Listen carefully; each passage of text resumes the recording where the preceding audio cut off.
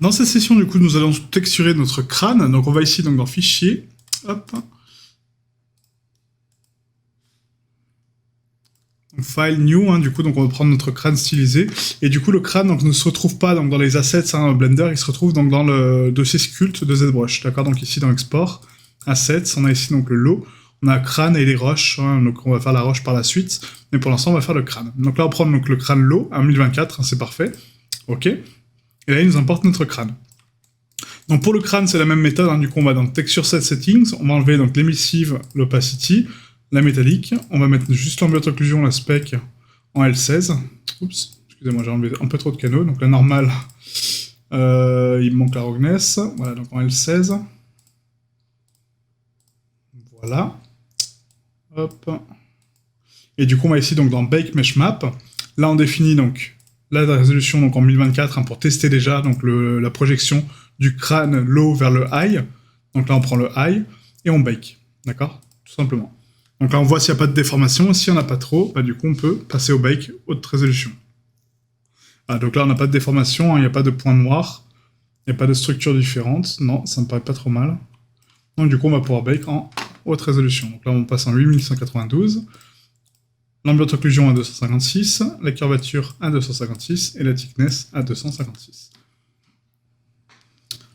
Ah, donc là, le bake est terminé, donc du coup, on va ici OK. On vérifie quand même notre mèche, du coup, pour voir s'il n'y a pas d'autres déformations qu'on n'ait pas vues. Normalement, non. Voilà, donc là, c'est pas trop mal.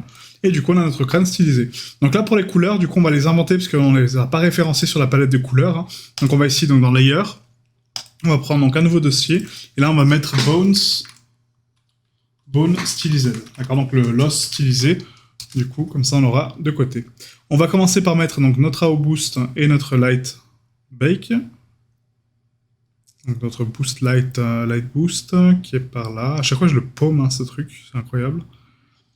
Donc Light Boost, voilà, qui va en dessous donc de là-haut. Au-dessus de là-haut, pardon, excusez-moi, je dis n'importe quoi. Voilà. Et là, on va donc du coup définir donc les couleurs de notre crâne. Donc ici, on va commencer à rapporter donc la base color. Donc on va la mettre juste en dessous des autres calques. Donc dans ce dossier, mais en dessous. Voilà. Là, ça va être notre base. Donc la base, en fait, va être donc du coup en color et en roughness. On va mettre donc une couleur un peu os, d'accord. Donc du coup, on va partir sur une valeur. Donc ici, à peu près comme ça, d'accord. Donc là, en B8 à 880. Ensuite, on va créer donc la dirt.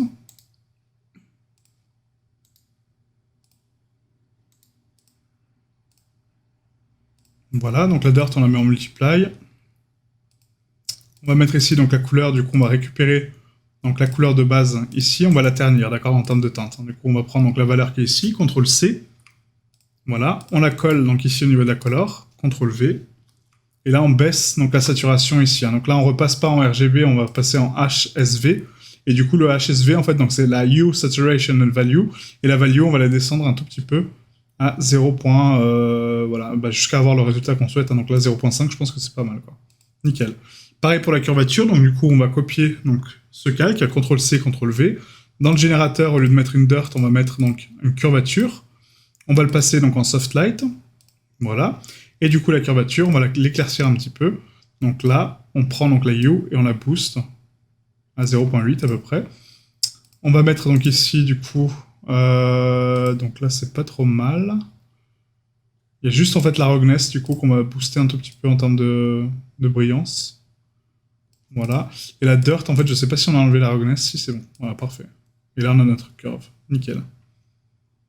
Parfait. Donc la curvature, là, pour adoucir un peu ces angles, en fait, qui sont un petit peu trop bright, on peut mettre donc dans le calque de curvature, directement ici, un filtre. Et dans le filtre, on a donc le filtre de blur. D'accord? Donc ça, j'en ai parlé au tout début. Et du coup, la blur va permettre donc d'adoucir un petit peu donc, la curve. Donc là, ça le fait pas trop. Donc je pense que c'est par rapport à la Baked Light, ça, en fait. Ouais, c'est ça. Donc c'est la Light Boost, en fait. Donc on va ternir un peu la Light Boost, au final. Donc la Light Boost, on va la prendre. On va prendre donc ici, donc dans la Light Boost, un filtre. Voilà. Et on va mettre un filtre de blur, du coup, dessus. Voilà. Et là, ça permet juste de ternir un petit peu ces zones un peu trop bright. Voilà, juste pour donner un peu plus de relief. Et là, on a notre crâne stylisé. Parfait. Donc après, vous pouvez donner un peu plus de bump au niveau de la dirt. Hein. Donc là, si on convertit la dirt en 8 également, on peut creuser légèrement sur le crâne, vous voyez, pour lui donner un peu plus de relief. Hein. Ça peut être sympa aussi, hein, donner ce côté un peu plus os. Mais après, c'est voilà, c'est selon votre choix, quoi.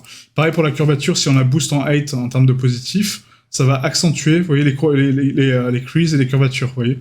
Donc là, on peut booster un peu la curve pour lui donner un peu de 8, et du coup, ça donne un peu plus de nuances au niveau du sculpte, quoi. Voilà, pourquoi pas. Nickel. Donc maintenant, on va dans File, Export, Texture, on prend notre dossier. Oui, donc c'est vraiment très simple hein, comme texturing, hein, du coup. Donc là, après, on passera vraiment sur du texturing précis et à la main sur les costumes et les personnages, parce que là, ça sera un petit peu plus compliqué. Mais là, cette technique-là vous permet de texturer des assets de façon très simple et rapide, et c'est vraiment une bonne méthode pour texturer vos mèches. Donc là, bz.put, on prend donc là en 1024, c'est largement suffisant, et on exporte tout ça. Voilà, donc pour la prochaine étape, on va passer donc du coup sur les roches qu'on a sculptées, et après on enchaînera les assets tranquillement.